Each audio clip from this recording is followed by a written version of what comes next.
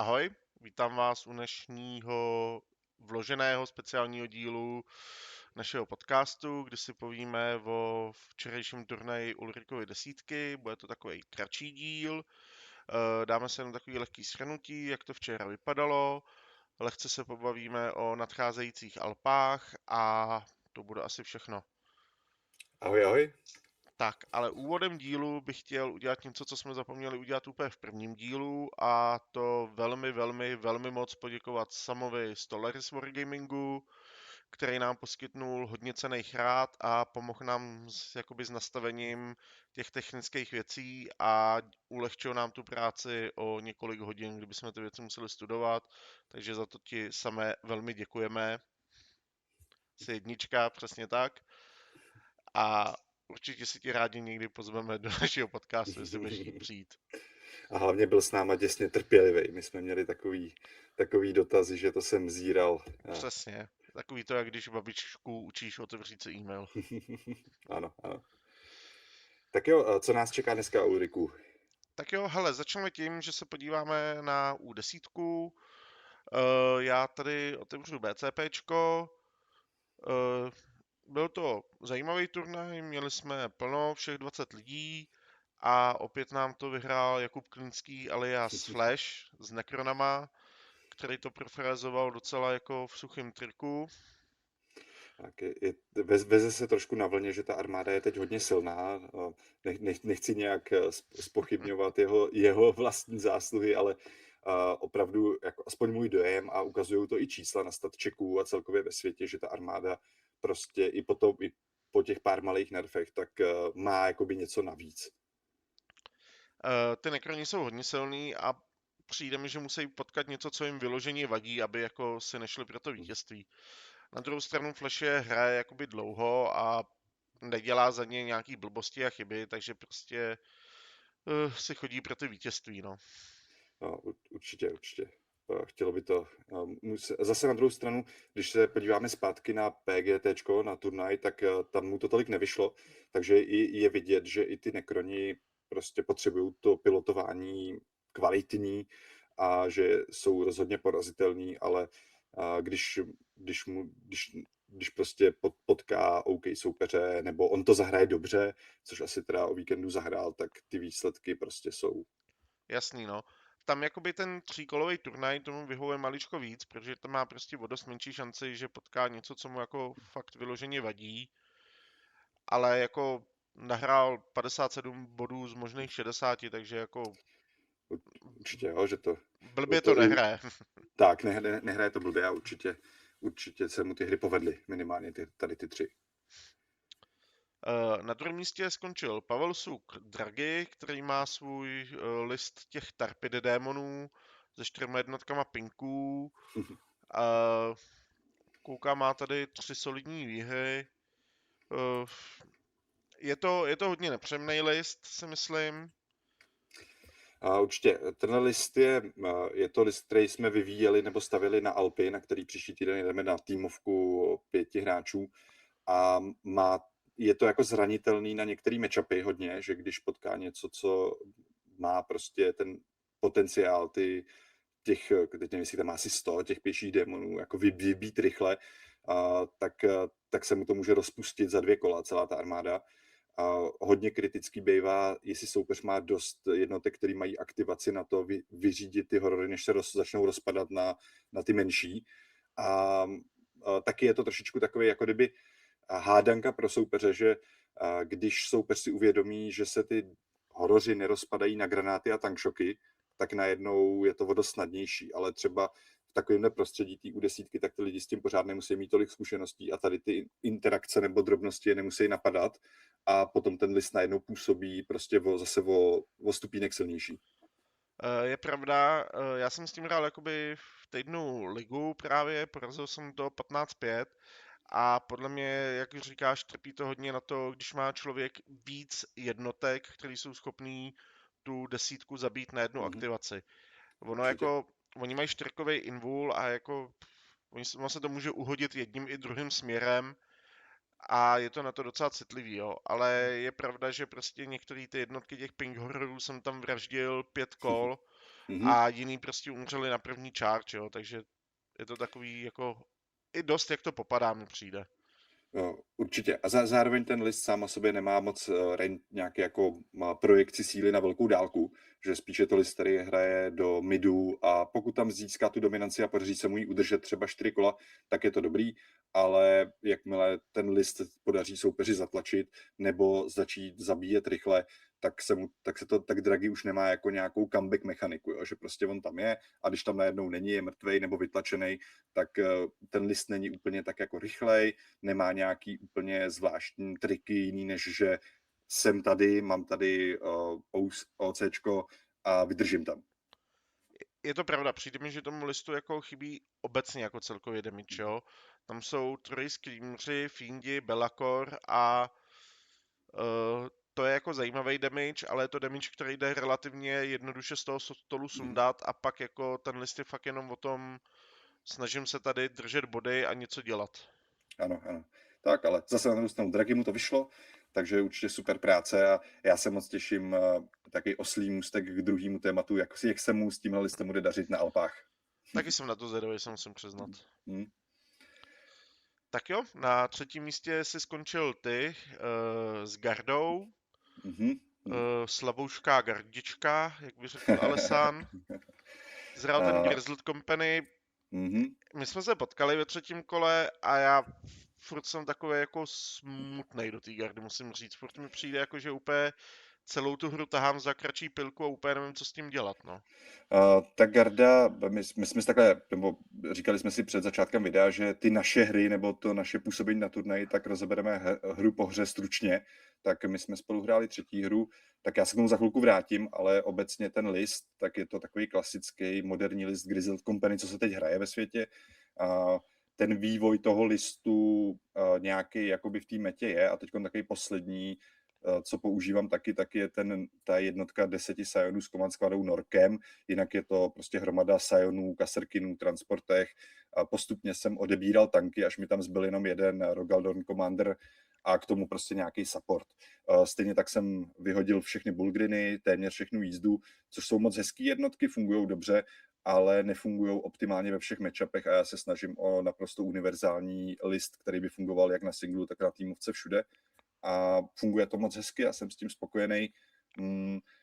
Hodně, nebo ty moje hry tak byly do Admecu, to bylo na Purge the Foe, to je hodně specifický a měl jsem štěstí, že jsem šel druhej, proto poměrně snadná výhra pro mě, 15-5 proti Ondrovi, ale hrál to moc hezky, Ondra hraje Admech dobře. Ale celou tu hru jsem myslel na to, že na PGTčku mi to nevyšlo a hrál jsem tu samou hru na Purge the Foe proti Leitnerovi, ale tam šel Leitner druhej a tak jsem prohrál zase já. Takže je to prostě, fakt myslím si, že to udělá strašně moc, to, kdo jde první nebo druhej na této misi a teď mi to vyšlo hezky. A druhá hra byla proti Custody, byl to Lukáš. Lukáš Herman, no. Jo, děkuju. Tak byla proti Custodům a tady za tu hru jsem byl děsně rád, protože Lukáš hrál ten zase moderní list Custodů, 3 Land Ridery, 21 gardistů. Tady to moc lidí nehraje, tak já jsem byl rád, že před Alpama jsem si to vyzkoušel, tu hru do tohohle listu, protože v Alpách jich je daleko víc a ta šance, že já nebo můj tým je potkáme, je poměrně vysoká. A Lukáš, ta hra byla taková... Přemýšleli jsme pak asi 10 minut, jak to mohl Lukáš zahrát líp. Vyhrál jsem zase, myslím, 15-5. A ten list je silný, ale ten můj build na to má damage. Že jakmile začal používat ty Land Ridery, přiblížil se s nima trochu blíž, tak tam začaly lítat mini, Mortal Woundy a ty Land Ridery se mu rozpouštěly jeden za kolo.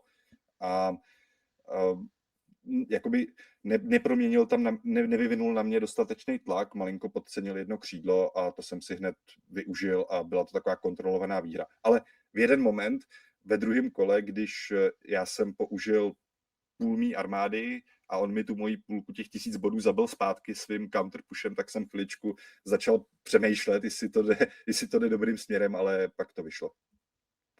A potom byla teda třetí hra, tu jsme hráli spolu, a do těch vlků, tak to je takový, ten můj damage je do tvýho listu, to hrál teda Ulrik, vlky, tak je dobrý, ale zároveň je to nebezpečný, že ten list má odolnost velkou a je tam ještě ta 20 Bloodclaw, která, když ji nevyřeším efektivně, tak je velký problém. Ale podařilo se mi, nebo v tom deployi, tím, že jsem začal, tak jsem měl hned příležitost poslat rychle 2 transporty a mít 2 hodně silné aktivace do té 20, kterou já vím, že ty 2 jednotky by jí měly zabít. To se tady nestalo, bylo těch asi 6, ale mám spočítaný, že ji zabijou, když nejseš nějak v coveru, což si tady nebyla tak. Ale byl to dobrý start, který mi dal tempo do té hry a potom už se mi podařilo nějak jako to kontrolovat, ale vyšlo to k remíze. Je to takový, nevím, na konci kola, nebo ty si zavíral hru a přišlo ti tam 25 bodů, jo? Tak to udělalo, že ti přišly hezké karty, to si myslím, že udělalo hodně. Mohl to být malý win pro mě teoreticky, ale jako dopadlo to takhle. Dobrý, tak já to pak zhodnotím, až budu na řadě ze svého pohledu zase. Tak já ještě tak jako No. uzavřu, že k tomu buildu obecně, nebo Garda Grizzled Company teďkon v metě, tak je to armáda, která hodně v číslech, když jsem se díval, jak s tím hrajou lidi ve světě, tak to spadlo opravdu do běžných čísel. A win rate to má teď kolem 50% po těch nerfech, který ten detachment dostal asi před měsícem nebo před 5 týdnama. Ale je to armáda, která má možnosti a hru do úplně každého listu. Že nestává se mi, že bych proti sobě viděl armádu a myslel jsem si, že nemůžu vyhrát. Je to vždycky potom o skillu, o tom, kolik já udělám chyb, protože ta garda je hodně složitá a prostor pro chyby je tam obrovský, takže myslím si, že je to těžký na naučení. Nemyslím si, nebo pořád vidím jakoby u sebe, že každou hru odcházím s 3 až 5 chybama, který jsem mohl udělat líp a u kterých se snažím se do příště poučit. Třeba i v té naší hře, tak jsem odešel se 3 věcma, který jsem mohl udělat líp. Nejsou to nějaké velké věci, ale chyby to jsou. A myslím, hodně klíčový mi přijde, aby soupeř znal tu gardu velmi dobře a věděl nějaký malý niance, jak mi to stížit. Třeba takový příklad, jenom jeden ilustrační, že Sioni mají reroll jedniček na wound a reroll woundu, když je soupeř na objektivu. A tohle je třeba věc, u který pravidelně vidím, že hráči to proti mě jakoby nepoužívají dost efektivně a přitom je to věc, kterou mají pod kontrolou oni. Já vím, musíš být na objektivech a podobně, ale mě to potom tu hru jakoby usnadňuje. Hele, tohleto si pamatuju, když jsem řešil u Chaosu, u těch Renegade Raiderů, jako ono je to těžký. Ty když na tom objektivu nejseš, tak ty body neděláš. Takhle, on tohle nemůže dělat každý build, to je jasný, že jsou armády, které potřebují ty silné jednotky, které já chci zabíjet, musí dát na ty objektivy, ale někdy jako jsou situace, kdy ten hráč nemusel, nebo tam mohl poslat něco jiného a podobně, a pak to mám snadnější, jo, to je celý. A takový dech je tam jako, to není jedna věc, ale je to třeba 10 až 15 takových dech malých věcí, které se jakoby nabalí na sebe a to z toho dělá potom to, že já to mám jako, že cítím, že ta hra je pro mě snadnější. Jasný, no. Tak jo, takhle za mě. Jaký byl turnaj pro tebe, Ulriku? Já jsem skončil teda 4. Hned za tebou o 2 body.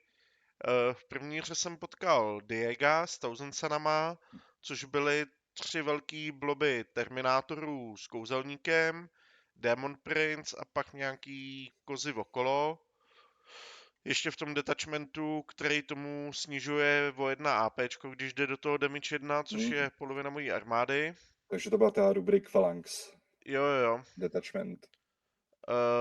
Hodně jsem se toho bál. Nakonec se mi podařilo většinu těch Terminátorů zabít, ale skončili jsme tu hru hrozně brzo, proto ta jakoby remíza. Nedohráli jsme to. Myslím, že to bylo způsobené hlavně těma armádama, jo, protože my jsme tam oba dva měli extrémní množství aktivací a jakmile jsme začali se mlátit jako s tou 10 těch Terminátorů a do toho třeba 2-3 moje jednotky, tak prostě tam bylo takových hodů kostkou, že si myslím, že tohle byl ten hlavní důvod, proč jsme skončili tak brzo. A taky asi na Purge Default to není úplně snadný soupeř, ne? Že když má 1000 bodů v těch Terminátorech ve 3 jednotkách? Hele, není, ale po svých 2 kolech mu tam z těch Terminátorů zbylo podle mě 5 na tom stole.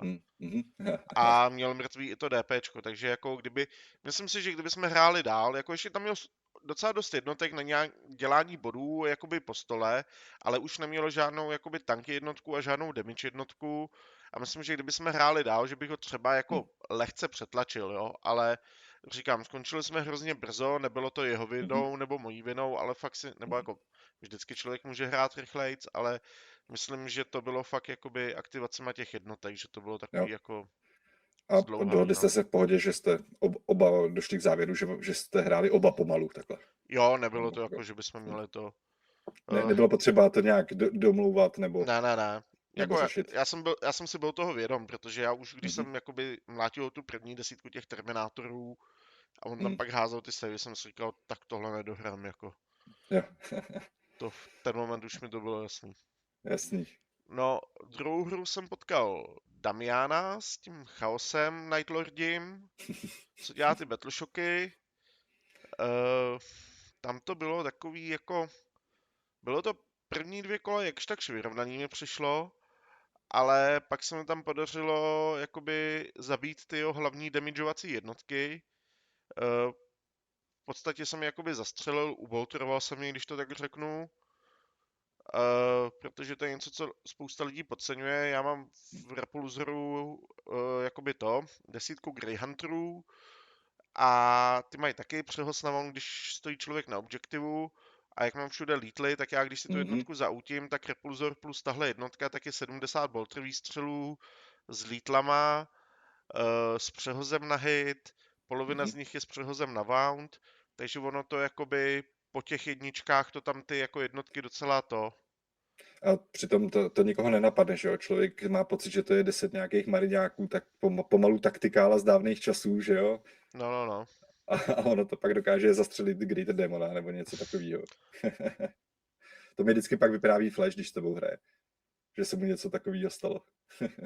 Jo, to mají rádi i kluci, co hrajou třeba Imperiální Knighty, ty jako taky nechápou, že tady je prostě obyčejný repulzor bez protitankových zbraní s 10 marňáků s boltrama, že to vyleze, vystřelí a tomu knechtovi zbývá 5 životů.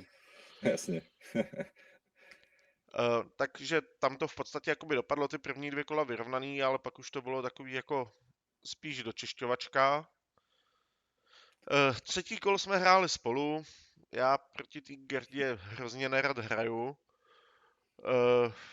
Zase začal si, moje jednotka schovaná u mě v deployi, tak tam přijeli 2 nepřátelské jednotky a začali ji tam likvidovat. A ono ten Taurox je to děsně rychlý, ono to udělá 21 palců, 3 vystoupíš, to je fakt jak ta Wave Serpenta, jak si říkal, že to je jak Eldaři. Jo, jediný, kdo mi tohle dělá, je ta garda a Eldaři, no, že prostě v prvním kole přejedou do mý jednotky schovaný v mém deployi a zastřelí si ji. Ještě takový to umějí Drukary a případně Tau, ale to se moc tady u nás nehraje v Praze, tak často to se nepotkává. To je pravda, no. Nakonec to byla jako docela zajímavá bitva, si myslím. Myslím, že jsme se tam jako ve skutečnosti hrozně drtili. Mám pocit, že na konci toho 5. kola nám nikomu jako toho moc nezbývalo. Já mám pocit, že mě zbýval něco jako skoro mrtvej repulzor a 5 marňáků vzadu. A tobě zbýval snad necelá 20 kadiánců s charakterem roztažená vzadu taky, takže... Já si pamatuju, že jsem měl na konci hry 2 jednotky, protože v posledním kole jsem si vytáhl Engage a právě jsme to nějak řešili. Jo. No. Takže fakt 2 jednotky mi zbyly. Jo, mě ještě zbyla třetí, protože jsem udělal 3 body na primárku v posledním kole. Jo, to je pravda. Jo, já tam měl ještě ty terminátoři na prostředku, no. A možná ještě ty ne, jaký ty intercesory poslední. Ty, co běželi z homu. Jo. Jo. No a měl jsem teda jako štěstí na ty sekundárky, vytáhnul jsem si tam snad Aradinal a Clans, no, takže ty a měl si přesně ty jednotky takhle na středu a na jednom no man's land objektivu. Přesně takže to šlo hezky. Je to tak. Na druhou stranu, já jsem se koukal, co mi tam ještě zbylo a já jsem měl jako docela velkou šanci na to, že se vytáhnu sekundárky, které můžu splnit v obě 2. Určitě, hlavně jsi měl na konci hry ty jednotky v dobré pozici. Na sekundárky, jo, že tam bylo prostě většina karet by šla zahrát. Jako já jsem tam za tu plichtu asi jako víceméně spokojený, jo. Mně přijde, že to je asi tak to maximum, co já do té gardy, to jak hraješ ty, můžu uhrát, jo, protože ty tam máš těch cílů hrozně moc, každá ta tvoje jednotka dělá damage, není tam nic jako, co bych si mohl říct, tohle můžu ignorovat. To mi nic neudělá a mě je málo a ty jsi schopný mě prostě postupně ohlodávat, že už mi nic nezbyde, takže Určitě. Zároveň si myslím, že třeba, když potom, že hodně lidí tam mixuje ty bulgriny a tak, a že to je pro tebe nepříjemnější specificky do toho tvýho buildu. To jsem tam neměl. Možná se do toho hraje příjemnější, ale kdybych měl 6 nebo 12 bulgrinů, tak si věřím specificky do takového bojového buildu mariňáků asi trošku i víc. To jsme spolu hráli někdy 2 měsíce dozadu a jo, to je pravda. bylo to snadnější. Ty bulgriny mi vadí víc, no. Tak No, jo. já bych možná ještě zmínil nějaký zajímavý umístění, co se tu staly. Martina D. bych možná zmínil, který skončil na 7. místě s tou Deadguardou, který hrál právě poslední bitvu s Flashem o první místo. Tomu nevyšlo, to je škoda. Jsem byl zvědavý, jak mu to dopadne ta bitva. Jsem si říkal, jako, že by tam mohl Flashovi něco sebrat.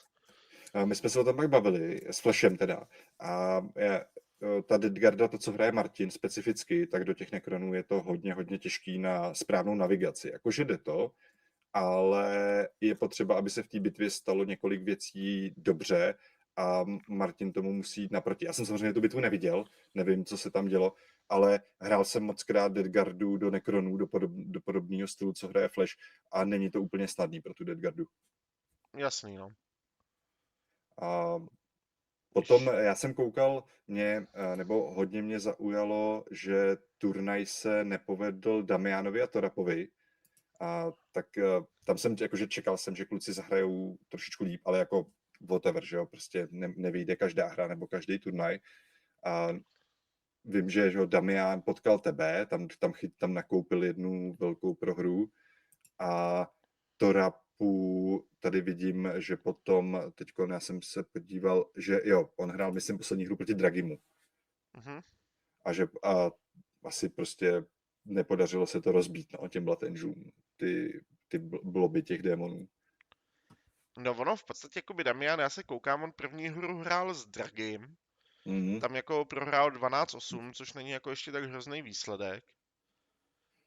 Pak potkal mě, tam teda jako nenahrál skoro nic a to je to, co ho poslalo dolů a v poslední hře zase vyhrál 18-2, jo, takže... Tak.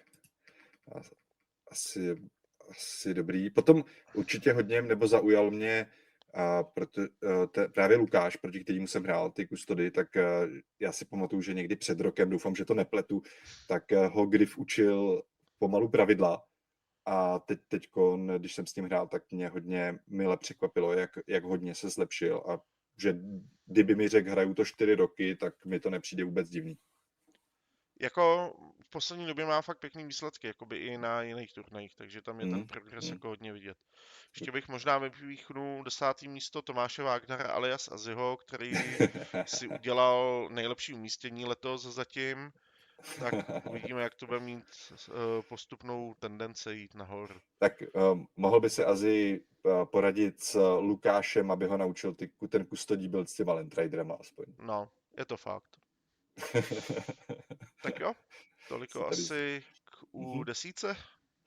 Určitě můžeš ještě připomenout, kdyby někdo měl o turnaj zájem, tak teď si posílal, nebo byly vyhlášeny nový termíny na léto, na zbytek sezóny. Říkám to dobře. Vyhlásil jsem teď nový termíny, najdete je na těch stránkách té Ulrikovy desítky nebo na tom Discordu, jak jsem říkal.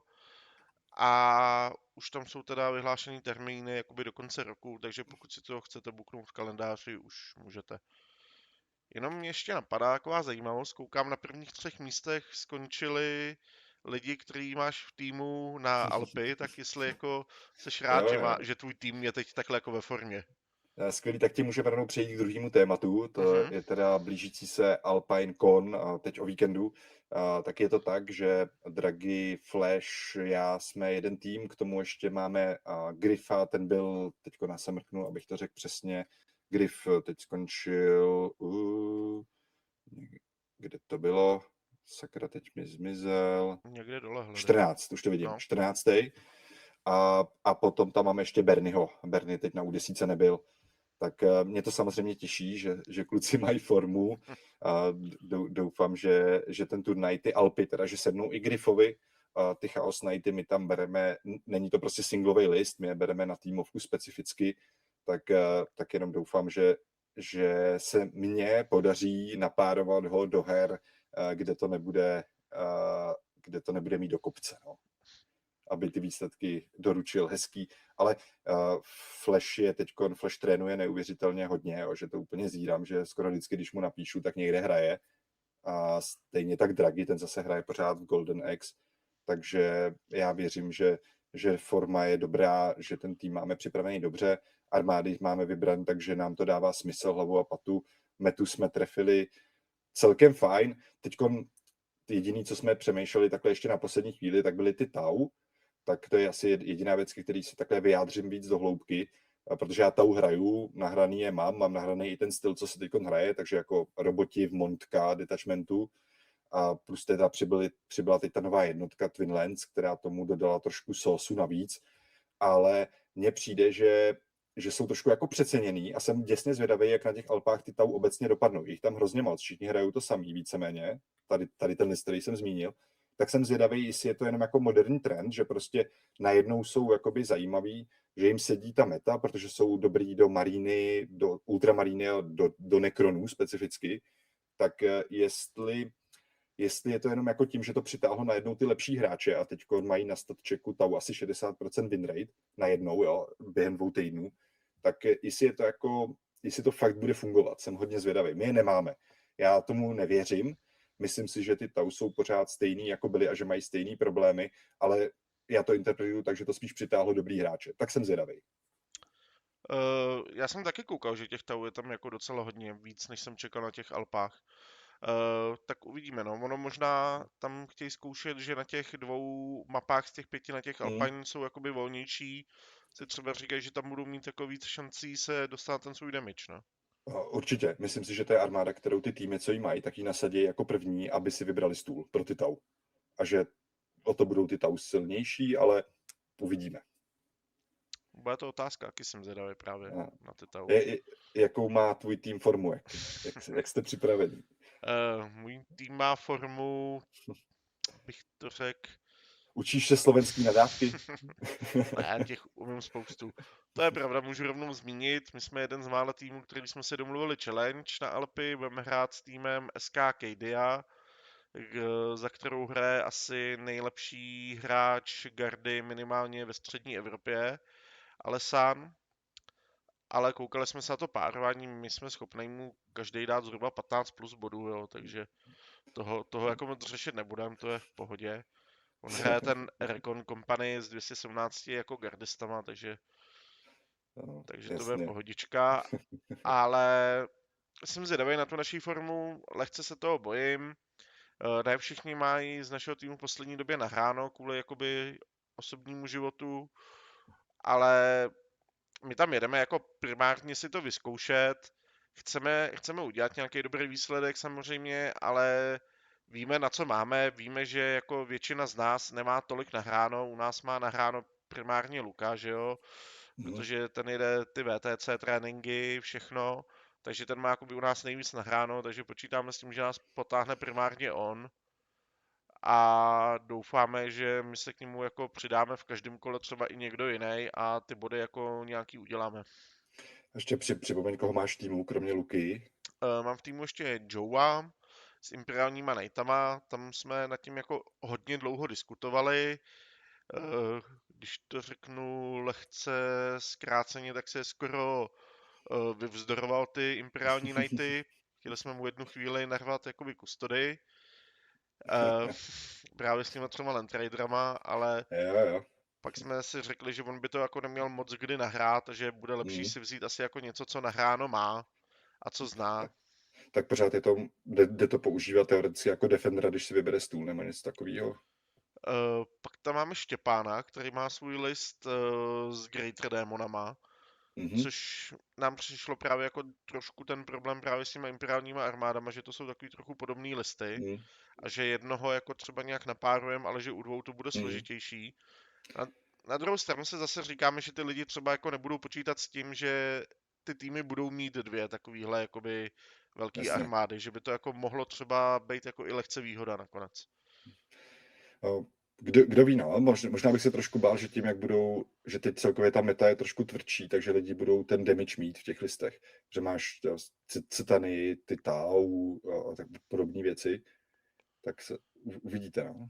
Ale jsem na to zvědavý. Na druhou stranu ty Greater Demoni jsou takový zase jako lehce specifický, není to úplně Hmm. jako ekvivalent těch Knightů a jsou schopní dělat trošku jiný gameplay, jo. Mají tam i jako, já mám pocit, že Štěpán má 4 démony v tom listu, takže mu Hmm. zbyly i nějaký body jako na tu omáčku kolem, takže by to mělo být schopný jako i mít trošku jiný play než ty Knighty úplně, no. Tak oni se liší asi nejvíc tím, tou schopností jakoby dostat se přes ten stůl, že máš ty deep striky a podobně. Ten Hmm, Knight prostě musí běžet o těch svých 10-12 palců po stole spravedlivě, bez podvádění a ty démoni se tam umějí dostat i rychlejš a jinak. právě, no. Pak tam máme Jirku, který si nakonec vzal Necrony, takový Mhm. ten jako hodně klasický build s 2 katánama, Necrosorem a dalším železným bordelem. Tam se toho bojím nejvíce, přiznám, protože Jirka teď řešil nějaký věci jakoby v Mhm. soukromém životě, co musel a s těma Necronama má toho nahráno relativně dost málo. Na druhou stranu doufám, Mhm. že zafunguje síla Necronů. Já bych se na ty Necrony spolehnul. My jsme v jeden moment i uvažovali, že třeba dáme ještě někomu úplně jinému a fleše posuneme na něco jiného. A právě jsme všichni argumentovali tím, že stačí dát si s tím 3 hry a bude to dobrý. Tohle taky trochu doufám, že to tak bude fungovat, no. Ale uvidíme, jsem zvědavý na to, no. Tam jsem Jasně. právě dobarvoval teď ještě úplně zběsile toho Necrosora, aby jsme měli v Jo, Warpaintu. No, to je hezký. To, pak, no, chtěl jsi... jo, no, toho jsem teď barvil zrovna taky, víš, jo, Necrosora, tak pro ovci. jo, no, pak tam máme Luku, ten jede s Admechem. Mhm. Říkal, že Tak. v poslední době ten Admech je takový trošku bitej, no, tak Mně přijde, že uvidíme. si na něj lidi hodně zvykli, že velká síla nástupu toho Admeku byla v tom, že lidi do toho opravdu neměli hry a ten build toho Admeku je teď už jakoby třeba půl roku stejný. To znamená, že i jakoby hráči, co nehrajou tak často, tak už do toho Admeku mají hry, mají zkušenosti a mně to přišlo tak i u mě, že když jsem do toho hrál první 2-3 hry, tak to bylo daleko těžší, protože jsem neznal ty niance a teď už prostě přesně vím, jak fungují, že fokusovat ty battle liny, jo, a podobné malý věci zase a že už se cítím v tom matchupu dost komfortně. Uvidíme. Na druhou stranu velká výhoda Luky je, že on s tím Admechem má fakt jako extra nahráno, To určitě. takže doufáme, že tam to jako bude dělat ty body, no. Měl by to být, když to řeknu, jakoby jeden z 2 našich hlavních nosičů bodů. Mhm. Ten druhý jsem já s těma velkama, což mě trošku děsí, že na mě bude takováhle zodpovědnost. Tak zase ty vlci, že jo, na to lidi taky nebudou zvyklí. To si myslím, že je trošičku výhoda, že to možná někdy špatně přečtou, to tempo, nebo co ten list dělá, protože když si řeknou vlci, tak lidi si představí ty bladklavy, ty dvacky, jo, to lidi znají, to měli by znát, ale potom v tom buildu spíš uvidějí buď to víc těch terminátorů, to se taky hrává, na to by taky lidi měli vědět, anebo spíš nějaký jako možná buildy v jiném detachmentu, jo? Že mixlí nějakou Thunderwolf kavalerii nebo těma mutantama, ty, víš, Wolfani. co myslím, Wolfeni a podobné věci. Takže pořád je to trošku méně čitelný build, než lidi budou zvyklí. Na to trochu doufám, že jakoby mi spoustu těch jednotek budou podceňovat. Já jsem si zvyknul, že mi lidi jako extrémně fokusují ty bladklavy, který sice jako ten damage mají, ale není to pro mě ta primární jednotka a tím, že jich je 20 a mám na ně ještě nějaký defenzivní enhancementy, tak prostě tím, že mi je focusujou, tak Mm-hmm. já jsem schopný se dostat dopředu těma druhýma jednotkama, co potřebuju a docela mi to pomáhá, no. Tak doufám, že na Alpách to bude fungovat stejně, protože na stat check nemám šanci nikoho přetlačit. Aha. A máš nějaký, nebo teď jsme zkoušeli, nebo minimálně můj tým, ty Alpine stoly, ty jejich heavy, jakoby tu druhou řadu, jestli máte už nějak v týmu, nebo zkoušeli jste to a jestli máte nějaký armády, který by rádi hráli na těchto stolech. Já si myslím, že tam budou chtít určitě hrát i Knighti na tomhle. Mm-hmm. A myslím si, že trošku i ty Necroni, ale tam hodně záleží proti čemu, protože my jsme dneska dělali párovací tabulku a já tam prostě střídám ty stoly od 1 do 5 podle toho, Hmm. co bych Jo. potkal, jo, takže Jo, to je pravda, no, jako oni jsou hodně různý, i ty heavy mapy, že některý mají třeba zavřený ten střed a podobně, no. a co? A jak to vidí, jaký typuješ výsledek, takhle jako k závěru, jestli kolik Hele, dáte? já furt doufám, že těch 3-2 dáme, jo. Mhm. Není to úplně jako nejvyšší ambice, ale myslím, že pro nás akorát. Takže třeba nějakých 5-6 bodů, jo? Že tam je 2 body za výhru, 1 za remízu, je Jo, 5 her, 6 takže bodů bychom 5-6. chtěli udělat. Mhm. Jestli to bude třeba za 2 Jo, výhry a 2 remízy, není to už je problém, jedno. ale prostě 6 bodů zhruba. Jo. To my jsme měli loni, tak my se každý rok o bod zlepšujeme, že jsme měli 5, 6, předtím možná taky 5, že 2 roky jsme měli stejně, teď jdeme, myslím, 4. rok, tak teď doufáme v těch 7, no, ale bude to těžký. Jako nebude to lehký turnaj. Myslím, že už hned v prvním kolo máme jakoby těžký soupeře, že kluci to tam umějí na tom Mhm. Slovensku. Ale jako fajn, že jsme si dali challenge do někoho, kde si myslím, že ta hra bude vyrovnaná. Jo? A osobně si myslím, že by to mohlo být vyrovnaný ta hra a že tam budou rozhodovat pár bodíků jako o to, kdo tam Mhm. vyhraje a kdo ne. Já jsem na to hodně zvědavý a aspoň si procvičíte angličtinu hned na začátku. Přesně tak. Tak jo, to by takhle asi, myslím si, že jsme řekli dneska všechno, co jsme tak jako chtěli. Bylo to samozřejmě rychlejší video. Chtěli jsme ho natočit takhle rychle, ještě než pojedeme na Alpy, a příště se můžete těšit na další díl, který budeme určitě věnovat hlavně reportu nebo průběhu Alpineconu z naší perspektivy, co jsme tam Přesně tak. zažili. Nečekejte úplně asi jako, že bychom tam probírali každý z nás 5 bitev od začátku do konce. Bude to i hodně zaměřený jakoby na pocitovou stránku věci, jak se nám tam líbilo, s kým jsme si rádi večer pokecali v hospodě a podobně. Co se nám tam stalo nespravedlivýho a Přesně tak. tak, no. Bude to takový trošku cestopisný dokument a domluvili jsme se s Wrinklem, že možná zkusíme na Alpineu natáčet nějaký shorty na telefon, že bych je tady jenom jako házel, nějaký třeba jako po první hře dopadli jsme takhle, stálo to za starou belu a podobně, ale uvidíme, jak budeme stíhat. Nechci to úplně slibovat, ale zkusíme to. Tak když to půjde, tak to uděláme, ale je to, ten časový harmonogram tam někdy může být napjatější, než bychom si přáli, tak uvidíme, jak to vyjde. Tak jo, to je za nás asi takhle všechno. Budeme zase rádi, když se na naše videa budete dívat, když vás budou bavit. Pokud budete mít nějaké připomínky, klidně to napište do komentářů. Určitě, a za zpětné vazby, které se k nám zatím dostali, tak moc děkujeme. Bereme si je k srdci, komentáře čteme a mějte se hezky. Tak jo, mějte se hezky. Čau.